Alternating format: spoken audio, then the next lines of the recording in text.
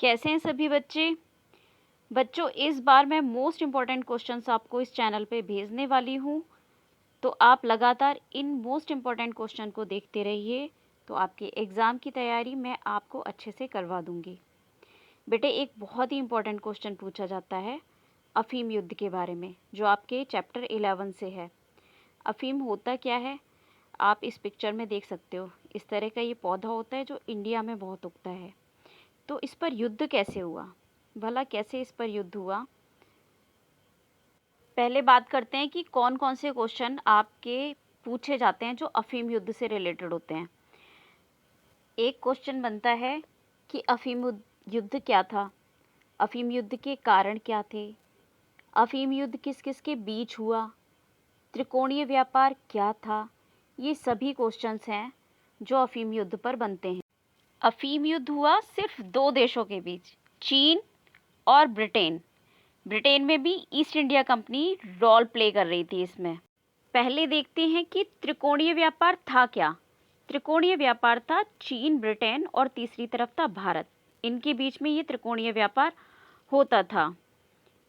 कैसे होता था ये त्रिकोणीय व्यापार? देखिए, चीन के पास कुछ खास उत्पादन थे, जैसे चाय, रेशम, चीनी मिट्टी के बर्तन, जिनकी डिमांड ब्रिटेन में बहुत ज़्यादा थी। इन उत्पादों को खरीदने के लिए, जो कि चीन में ही होते थे, ब्रिटेन को बहुत भारी मात्रा में चांदी चीन में पहुंचानी पड़ती थी।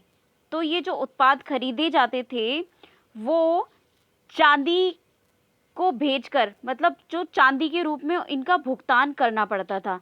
चाय पाने के लिए, रेशम पाने के लिए, चीनी मिट्टी के बर्तन पाने के लिए ब्रिटेन को, जिसमें कि जो ईस्ट इंडिया कंपनी थी, इसको इन उत्पादनों को चीन से खरीदना पड़ता था, चांदी देकर खरीदना पड़ता था।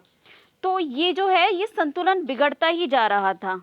अब ईस्ट इंडिया कंपनी को इस बात की बड़ी भारी चिंता थी कि बहुत बड़ी मात्रा में चांदी जो है वो चीन पहुंची जा रही है और हमारे पास कोई ऐसा प्रोडक्ट नहीं है जिसको हम चीन भेज करके इसका बैलेंस बना सकें। इसी समय पर ब्रिटेन का अधिकार भारत पर था। आपको पता है 18वीं शताब्दी में ब्रिटेन का अधिकार भारत पर था। तो भारत में एक अफीम का पौधा होता था जो बहुत ही आसानी से भारत की ज़मीन पर उग जाता था। ब्रिटेन ने क्या किया, इस अफीम को भारत में उगा करके चीन भेजना शुरू कर दिया और धीरे धीरे चीन में इसकी काफ़ी डिमांड होने लगी। अब ब्रिटेन को इसका बहुत बड़ा फ़ायदा मिला। ब्रिटेन ने क्या किया, अफीम को चीन में बेचा और जो चांदी वहाँ पे पहुँच चुकी थी, चाय, रेशम और चीनी मिट्टी के बर्तन खरीदकर, वही चांदी वापस ईस्ट इंडिया कंपनी को मिलनी शुरू हो गई। आपको पता है ना ईस्ट इंडिया कंपनी कहाँ पर है?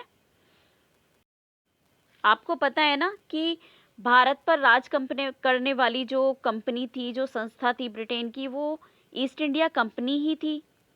तो बच्चों, यही था वो त्रिकोणीय व्यापार कि अफीम उगाया जाता था भारत में, पहुंचाया जाता था चीन, और चीन में अफीम बेच करके जो चांदी मिलती थी या जो भी धन मिलता था, उससे वहाँ से चाय, रेशम और चीनी मिट्टी के बर्तन खरीद लिए जाते थे और फिर ये बर्तन ब्रिटेन पहुँचा दिए जाते थे। चाय और रेशम भी ब्रिटेन पहुँचा दिया जाता था। इस तरह से दोनों तरफ से जो फ़ायदे में था वो ब्रिटेन को फ़ायदा होने लगा था, लेकिन इसका नुकसान जो है वो चीन को उठाना पड़ा था। क्या नुकसान चीन को उठाना पड़ा था कि जो चीन था, अब चीन वालों को अफीम का मूल्य इंग्लैंड की मुद्रा में चुकाना पड़ता था। जो मुद्रा उन्होंने कमाई थी इंग्लैंड से, अब वो वापस उनको इंग्लैंड में पहुंचानी पड़ती थी। दूसरा था, इससे व्यापार संतुलन बिगड़ गया था और व्यापार किसके पक्ष में चला गया था? ब्रिटेन के पक्ष में चला गया था। अफीम का चीनी लोगों के मानसिक और शारीरिक विकास पर भी काफ़ी बुरा प्रभाव पड़ रहा था। ये लोग वहाँ के सामाजिक, आर्थिक और राजनीतिक विकास में रचनात्मक ढंग से सहयोग अब नहीं दे पा रहे थे, क्योंकि अफीम का उन पर असर पड़ा था। अफीम के व्यापार के परिणाम स्वरूप साम्राज्यवादी शक्तियों को अपने पैर चीन में जमाने का अवसर भी मिल रहा था। इस तरीके से अफीम को चीन पर थोप दिया गया था।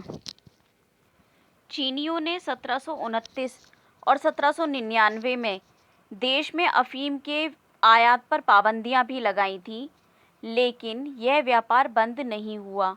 क्यों? क्योंकि चीन के जो अधिकारी थे उन्होंने रिश्वत लेकर अंग्रेज़ों के चीन में अफ़ीम की तस्करी को आज्ञा दे दी थी। चीन और ब्रिटेन के बीच में अफ़ीम के इस व्यापार को लेकर के युद्ध हुआ। अफ़ीम का जो ये व्यापार था ये इनके युद्ध का तात्कालिक कारण बना।